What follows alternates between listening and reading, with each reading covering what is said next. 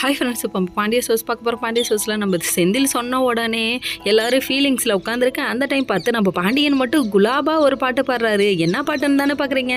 ஒரு வார்த்தை கேட்க ஒரு வருஷம்னு பாட்டை போட்டுட்டு ஃபீல் பண்ண ஆரம்பிச்சிட்டாரு. ஃபீல் பண்ணது போதும் பாண்டியா, ஒரிஜினல் வெளியே வந்துடும் அப்படின்னு சொல்லிட்டு வந்து நின்றுட்டு என்னடா நினச்சிக்கிட்டு இருக்க, என்னடா பேசுகிற, புருஷன் பொண்டாட்டி அவங்க 2 பேரும் கலந்து எடுத்த முடிவுக்கு நம்மளாம் தலையிட வேணாம், யாரும் தலையிடாதீங்கன்றாங்க. உடனே மீனாவால் என்ன பண்ணுறதே தெரில. அது எப்படிப்பா, எதுக்குமே காரணம் இல்லை நான், ஆனால் ஏன் தலையை உருட்டுறீங்கன்னு சொல்லிட்டு ரியாக்ஷன் தப்பிக்கிறதுக்கோசரம் நானும் எதுவும் பண்ணலாமாமா, என் முடிவு எதுவும் இல்லை, இவராகவே முடிவு எடுத்துக்கிட்டாருன்னு விஷயத்தை போட்டு உடைக்க, என்னடா நீ இப்படி பண்ணுறேன்னு சொல்லிட்டு ஆளுக்கு இன்றைக்கி ஒரே அழுக காட்சியாக போயிடுச்சிங்க. இன்றைக்கி ஒவ்வொரு உட்காந்துட்டு அழுக ஆரம்பிச்சிட்டாங்க. சரின்னு சொல்லிட்டு இவங்க தூங்க கிளம்புனதுக்கப்புறம் அது எப்படி எல்லாரும் முன்னாடி என்ன வில்லனாக்கிறேன்னு சொல்லிட்டு நம்ம செந்தில் கேட்க ஆரம்பிச்சிட்டாரு. பின்ன என்கிட்ட கேட்டுட்டு நீங்கள் முடிவு எடுத்தீங்களான்னு சொல்லிட்டு அங்கே ஒரு சண்டைங்க. இங்கே எந்த கூத்த நடந்தாலும் நம்ம கோமதியம்மா இங்கே உட்காந்து அழுவுது, கிச்சனில் வந்து உட்காந்து அழுவுது, இங்கே உட்காந்து அழுவுது, படுத்துக்கிட்டு அழுவுது, நின்றுக்கிட்டு அழுவுது. நீ எப்படி அழுது புரண்டாலும் உன் மாவன் கிளம்பாமல் இருக்க போகிறதில்ல, கிளம்ப தான் போகிறான் அப்படிங்கிற மாதிரி ஆயிடுச்சு. அதுக்கப்புறம் பார்த்தா மேலே மொட்டை மாடியில் 4 பேரோட மீட்டிங்க.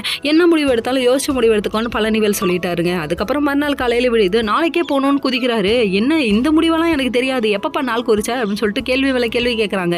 ஏன்டா நீ இப்படி பண்ணுறேன்னு சொல்லிட்டு கண்ணா பின்ன திட்ட ஆரம்பிச்சிட்டாங்க. சொந்தத்தோட அருமை உனக்கு புரியலப்பா, கூடி இருந்தால் தான் கோடி நன்மைன்னு சொல்லிட்டு படமே எடுத்துருக்கீங்கன்னா பார்த்துக்கோங்க. அதனால் எவ்வளவோ டைலாக் அடிக்கிறாங்க. நீங்கள் என்ன பண்ணாலும் பரவாயில்ல, நாம் இருவர் நமக்கு இருவர்ன்ற சூழ்நிலையில் மட்டும்தான் வாழுவேன். ரியாக்ஷன் வேற மாதிரி இருக்கு.